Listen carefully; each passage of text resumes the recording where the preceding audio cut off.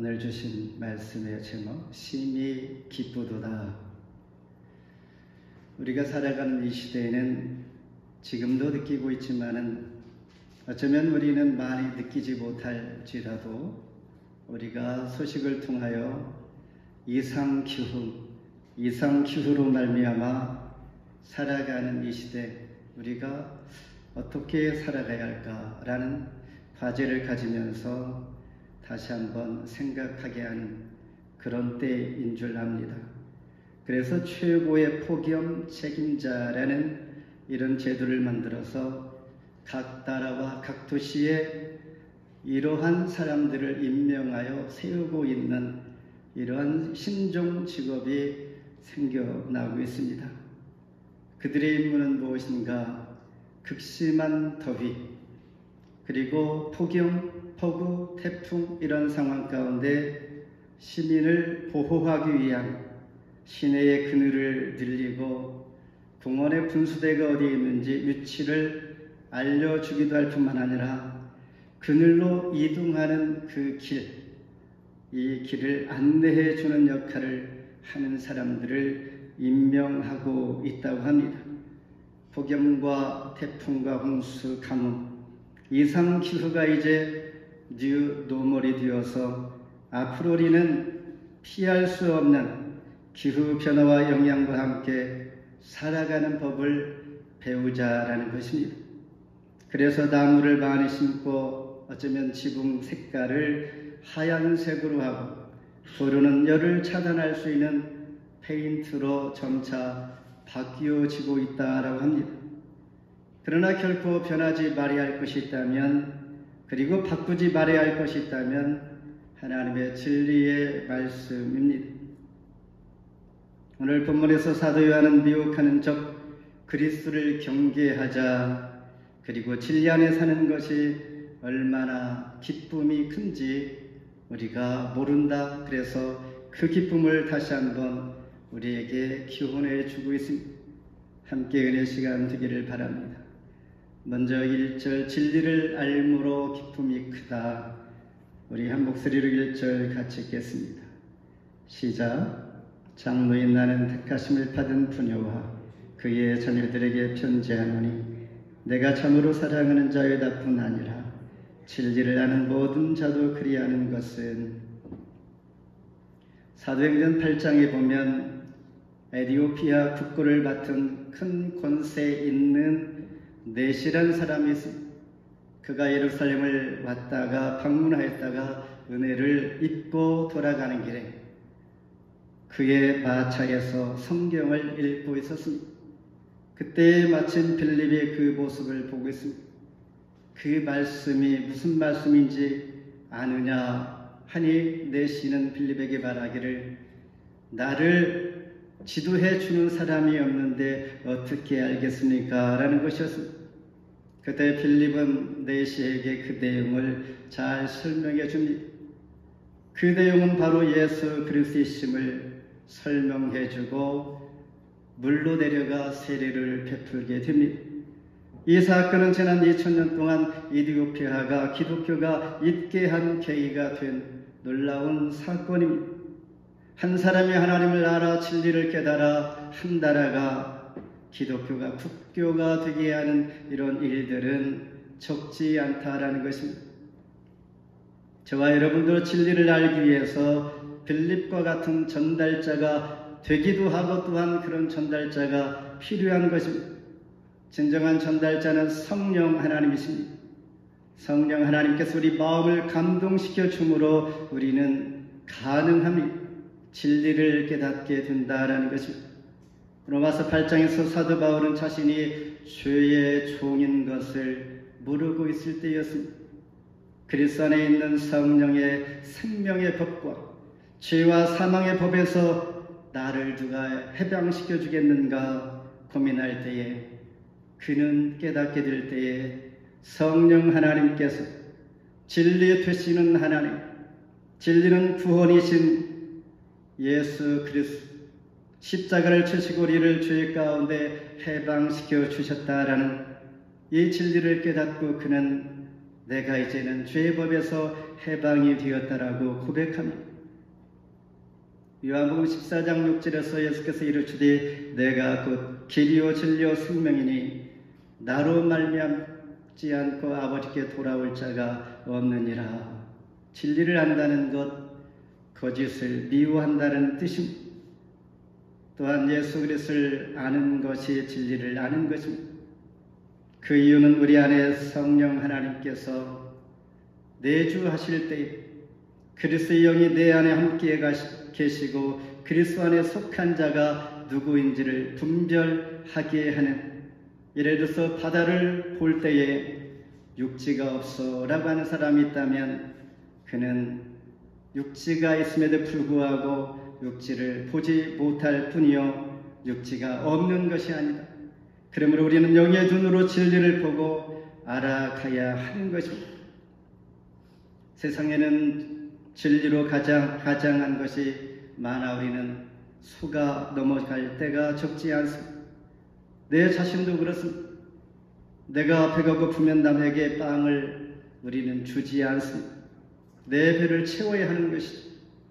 내가 추우면 남에게 이불을 주지 못하고 나를 따뜻하게 해야만 하는 인간의 본능이 있는 것입니다.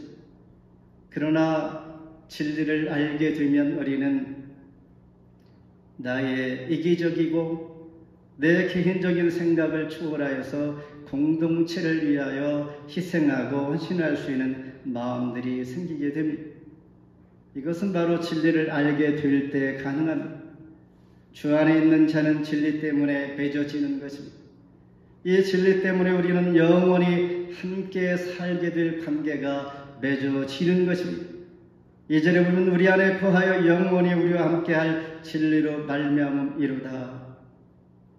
저와 여러분의 관계가 그렇습니다. 예수 안에서 진리 가운데 한 형제 자매 한 공동체로 관계가 맺어졌는데 이것이 영원히 함께할 관계가 되었다라고 사도 요한은 이렇게 표현하고 있는 것입니다. 그러므로 우리는 진리를 알아야 하는 것입니다. 두 번째는 사랑의 거함으로 우리는 기쁨이 있습니다. 3절 같이 읽습니다. 은혜와 긍휼과 평강이 하나님 아버지와 아버지의 아들 예수 그리스도께로부터 진리와 사랑 가운데서 우리와 함께 있으리라. 우리 육신의 병보다 더 큰 병이 있습니다. 아무도 돌보지 않고 사랑하지도 않고 필요하지도 않고 이러한 병 바로 고독입니다. 절망과 좌절입니다. 이러한 병에서 오직 치유할 수 있는 유일한 약은 사랑입니다. 그리스도의 사랑, 우리를 위하여 주에서 구원하신 십자가의 그 구속적인 사랑 말입니다. 누가복음 9장에 보면 예수님과 그의 일행은 사마리아 지방을 지나게 됩니다. 날이 저물었습니다. 그래서 민박을 알아보지만은 모두 거절합니다. 그들과 상종하지 않는 유대인들, 예수님과 함께하는 그 일행들을 거부할 때에 어떠한 한 분이 이렇게 말합니다. 주님, 하늘에서 벼락을 내려서 그들을 불살라 버립시다. 그 사람이 누구냐면 오늘 본문을 기록한 우리의 아들 부하노게 이런 별명을 가진 혈기가 대단한 사도 요한입니다.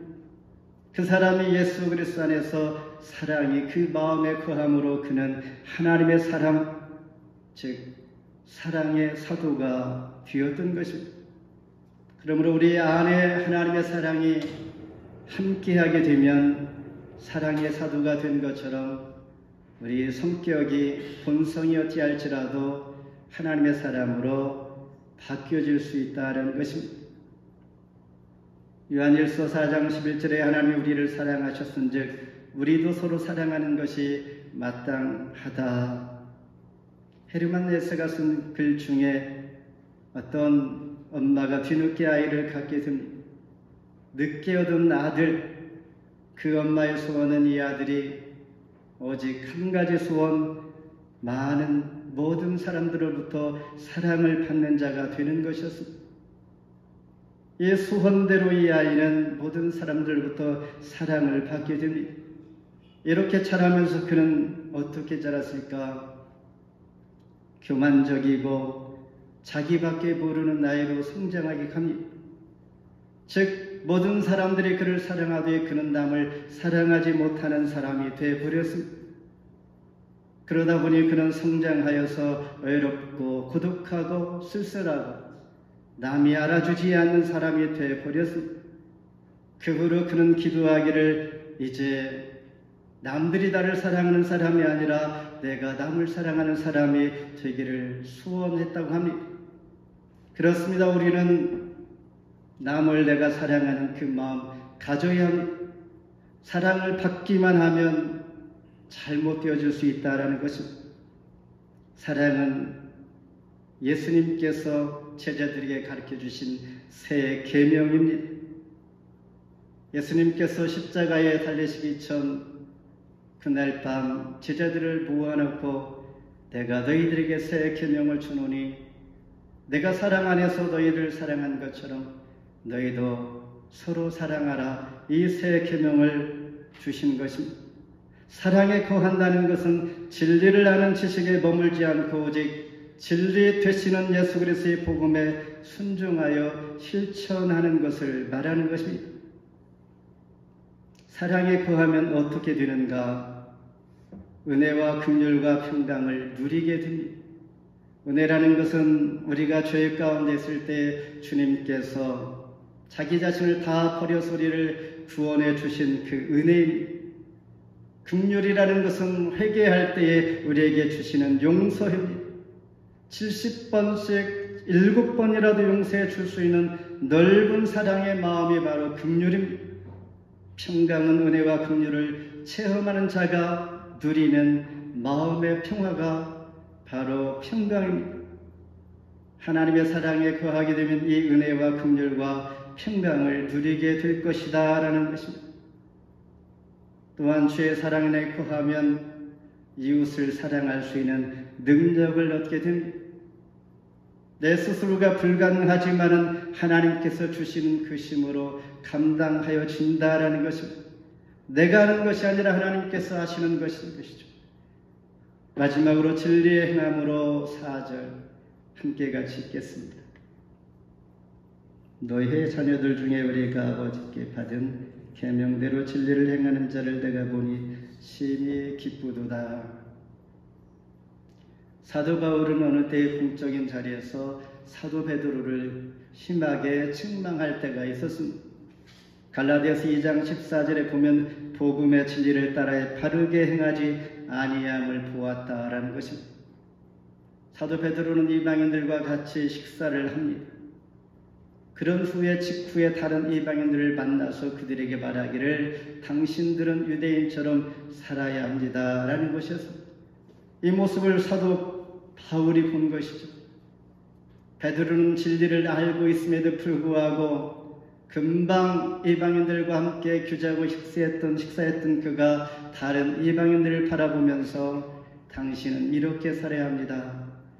즉 진리에 행하지 않는 모순을 보고 그의 책망한 것입니다. 사도 요한은 우리에게 큰 기쁨을 위해서 진리에 행하라 말씀하십니다. 진리에 행한다는 말은 계명을 따라 행하는 것을 말합니다. 계명이라는 것은 하나님의 뜻에 따라 살아가는 것입니다. 그러기 위해서 우리는 성경을 가까이 하면서 하나님의 진리가 무엇인가를 깨달아 알아야 하는 것입니다. 10절에서 구체적으로 이렇게 말합니다.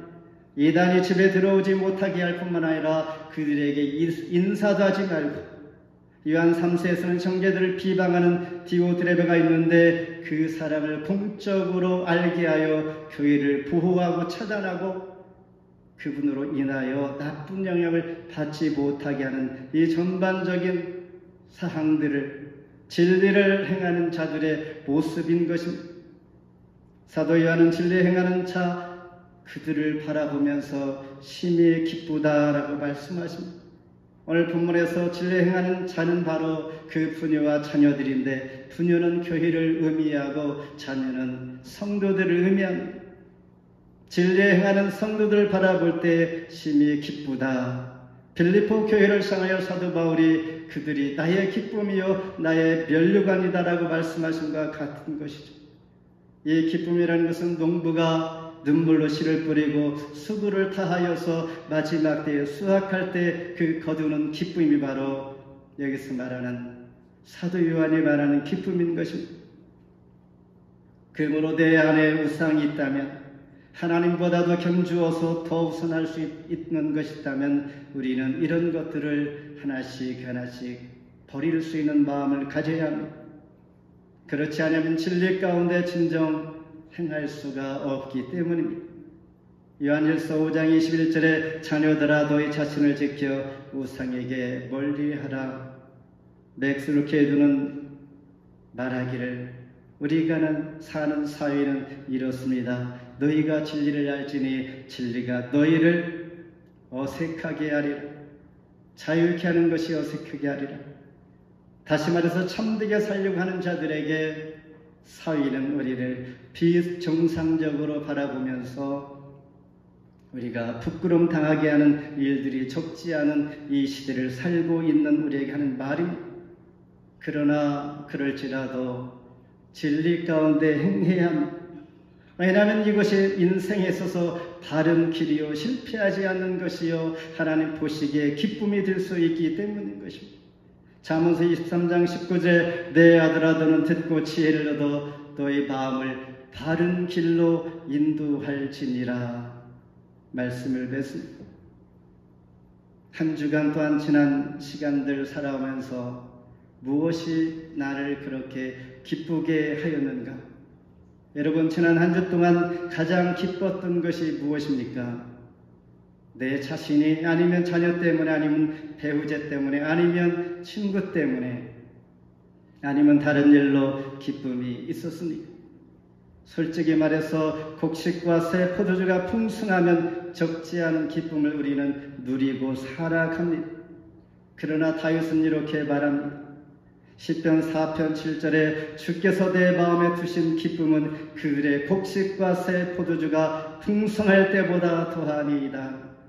많은 것을 가져보고 경험하고 살아왔던 하나님의 사랑을 받았던 다윗의 삶의 비결을 우리가 다시 한번 듣는다면 진정한 기쁨은 그것이 아니었었고 오직 진리에 되시는 주님이 내 안에 있을 때 진정한 기쁨이 된다라는 것입니다. 그러므로 우리는 살아가면서 내 신앙을 지키고 진리길에 서 있는 내 자신을 보호하기 위하여 미혹을 주의해야 합니다. 진리 되시는 예수님을 알기를 우리는 힘써야 합니다. 주 안에서 행할 수 있는 그러한 애씀이 우리에게 필요합니다. 내 마음과 뜻대로 내 힘으로 되지 않지만 애쓰는 힘쓰는 자들에게 하나님은 더 큰 힘 주시고 감당할 수 있게 해 주시기 때문입니다. 그리고 이것이 인생의 바른 길이기 때문입니다. 그리고 이것이 영원히 함께하는 관계이기 때문입니다. 이는 너의 기쁨을 충만하게 하려 함이라. 아멘.